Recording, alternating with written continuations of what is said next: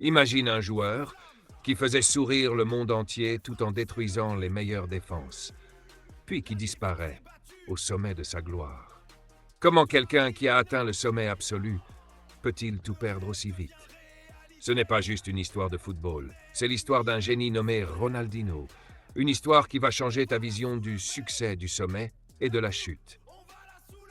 Dans les rues vibrantes de Porto Alegre, au sud du Brésil, là où le football n'est pas seulement un sport, mais une manière de respirer, naît un enfant destiné à changer l'histoire du jeu. Son nom complet est Ronaldo de Assis Moreira. Mais le monde allait bientôt le connaître sous un surnom devenu légendaire, Ronaldinho. Dès son plus jeune âge, le football fait partie de son ADN. Il ne l'apprend pas, il le vit. Son père, João de Assis, est un ancien joueur professionnel et un passionné absolu du ballon rond. Sa maison est remplie d'histoires de matchs, de tactiques et de rêves inachevés. Son grand frère, Roberto Assis, est lui aussi footballeur professionnel. Autant dire que Ronaldinho grandit dans un environnement où le football est une langue maternelle. Mais la vie ne lui fait pas de cadeaux. Très jeune, il perd son père, emporté tragiquement dans un accident. Ce moment devient un tournant. Là où certains auraient abandonné, Ronaldinho transforme cette douleur en carburant. Le football devient alors bien plus qu'un jeu. C'est une mission, un hommage silencieux, une promesse intérieure. Dans les quartiers modestes de Porto Alegre, Ronaldinho joue pieds nus sur des terrains improvisés. Pas de grandes installations, pas d'entraîneurs prestigieux, seulement un ballon, parfois usé, et une imagination sans limite. Et c'est là que naît sa magie. Contrairement aux autres enfants, il ne joue pas seulement pour gagner, il joue pour s'exprimer. Chaque geste, chaque dribble est une forme d'art. Il développe très tôt un style unique, fluide, imprévisible, créatif. Il ne suit pas les règles, il les redéfinit. On raconte qu'à l'âge de 13 ans, il marque 23 buts dans un seul match. Oui, 23. Ce n'est pas juste un exploit, c'est un signal envoyé au monde. Un phénomène est en train de naître. Son talent attire rapidement l'attention des clubs locaux. Il rejoint le centre de formation du Grêmio, l'un des clubs les plus importants du Brésil. Mais même là, entouré de joueurs talentueux, Ronaldinho se distingue immédiatement. Il ne ressemble à personne. Ce qui le rend spécial, ce n'est pas seulement sa technique, c'est sa vision du jeu. Il voit des passes que personne ne voit. Il anticipe des mouvements que personne n'imagine. Il joue avec le sourire, avec une liberté totale, comme si la pression n'existait pas. Mais derrière ce sourire, il y a du travail. Beaucoup de travail. Des heures passées à perfectionner ses contrôles, ses dribbles, ses frappes. Ronaldinho n'est pas seulement un génie naturel, il est aussi un travailleur silencieux. Son frère Roberto joue un rôle crucial dans sa vie. Plus qu'un frère, il devient son mentor, son guide, son protecteur. Il veille sur lui, l'oriente, prend des décisions importantes pour sa carrière.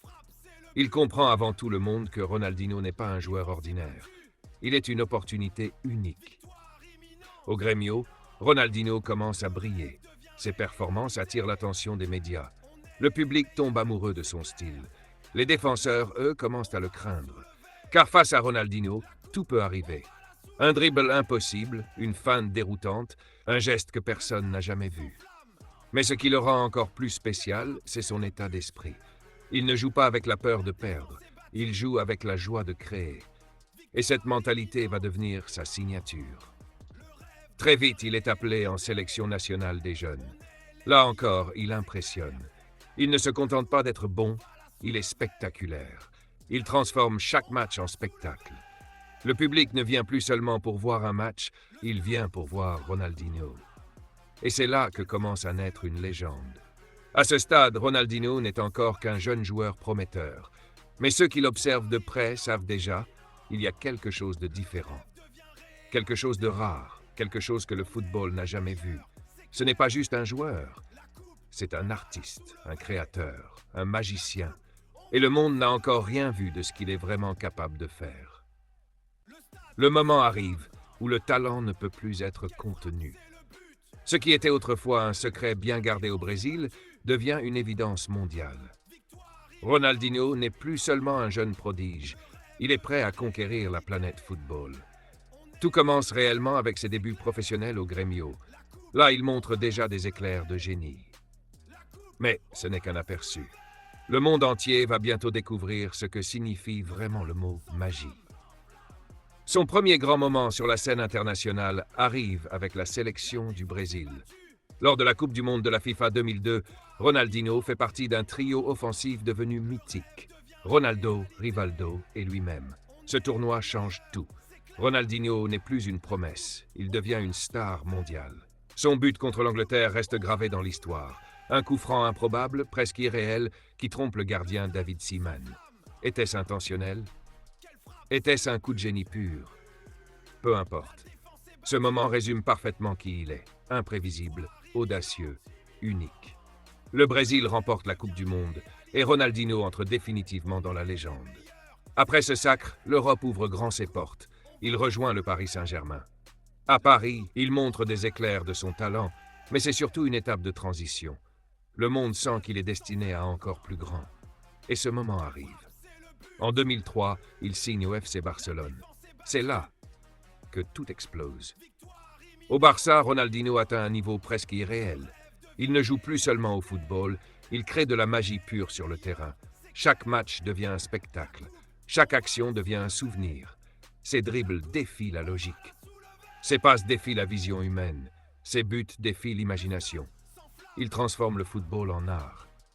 Sous ses pieds, le ballon semble vivant. Il danse, il glisse, il disparaît, puis réapparaît. Les défenseurs sont perdus. Les stades sont en feu. Le monde est sous le charme. Même les supporters adverses ne peuvent pas résister. Lors d'un match au Santiago Bernabéu contre le Real Madrid, Ronaldinho réalise une performance si incroyable que le public madrilène se lève pour l'applaudir. Un moment rare, presque impensable. Mais avec lui, tout devient possible. Individuellement, les récompenses pleuvent. Il remporte le Ballon d'Or en 2005. Il est sacré meilleur joueur du monde par la FIFA à plusieurs reprises. Mais au-delà des trophées, c'est son influence qui est immense. Il inspire une génération entière. Des millions d'enfants à travers le monde commencent à jouer au football différemment. Ils ne veulent plus seulement gagner, ils veulent jouer avec joie, avec créativité, avec liberté. Ils veulent être comme Ronaldinho.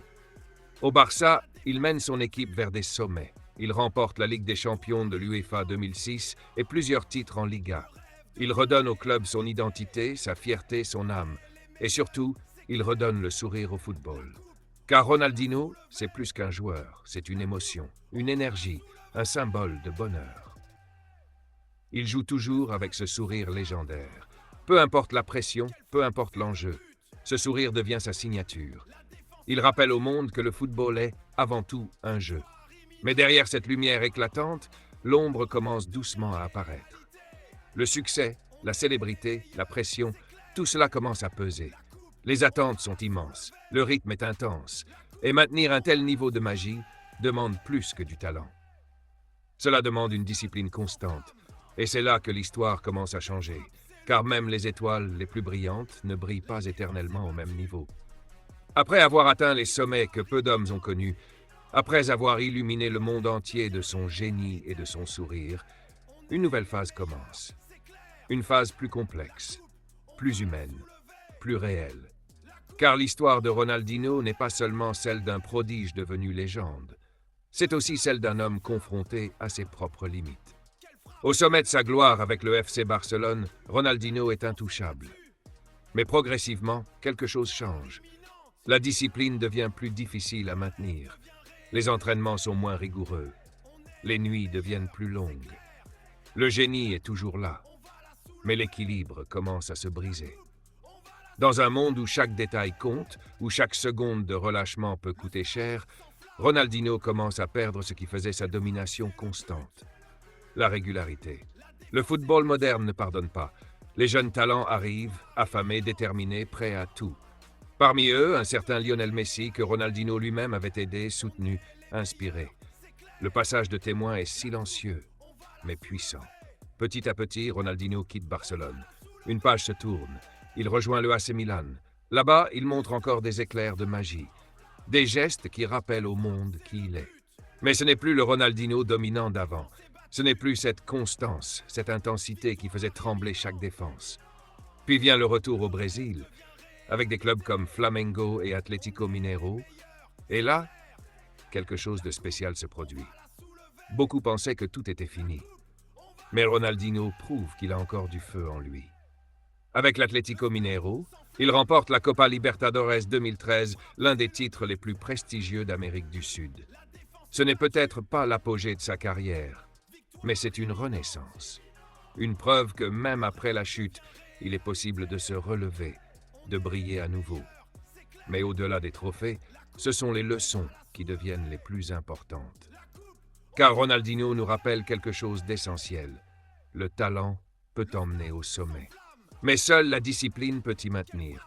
Son parcours devient un miroir, un mélange de génie pur, de moments inoubliables, mais aussi d'erreurs humaines. Et c'est justement cela qui le rend encore plus réel, encore plus proche de nous. Il n'est pas parfait, il est humain. Et pourtant, son héritage est immense. Ronaldinho a changé le football. Il a prouvé que le jeu pouvait être beau, que la créativité pouvait exister au plus haut niveau, que le sourire pouvait être une arme. Il a inspiré des millions de joueurs à travers le monde, des rues du Brésil aux terrains d'Europe, des enfants anonymes aux futures stars. Sans lui, le football moderne ne serait pas le même. Des joueurs comme Neymar ou même Lionel Messi ont grandi en le regardant, en l'admirant, en apprenant de lui. Mais plus que ses dribbles, plus que ses buts, plus que ses trophées, ce que le monde n'oubliera jamais, c'est son sourire. Ce sourire qui disait « Amuse-toi, exprime-toi, le football est un jeu ». Aujourd'hui, Ronaldinho n'est plus sur les terrains, mais son esprit, lui, y est toujours. Chaque fois qu'un enfant tente un geste fou, chaque fois qu'un joueur ose un dribble impossible, chaque fois que le football devient un spectacle, Ronaldinho est là, invisible mais éternel.